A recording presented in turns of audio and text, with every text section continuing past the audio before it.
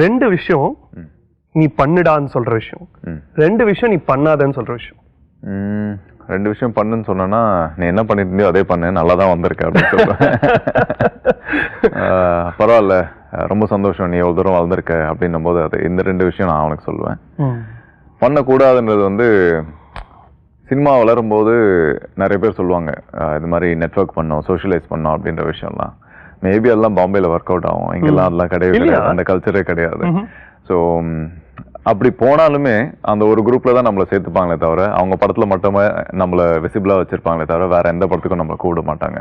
So அது maybe சோஷியலைஸ்லாம் பண்ணாம time waste பண்ணாதுன்னு நான் சொல்லியிருப்பேன். என்ன அதுக்கப்புறம் அதை விட்டு என்ன பண்றது, சும்மா லைஃப் பேலன்ஸ் பண்ணணும்னு சொல்லி இந்த லவ் பத்தியோ கல்யாணத்தை பத்திலாம் யோசிக்காத அப்படின்னு சொல்லியிருப்பேன்.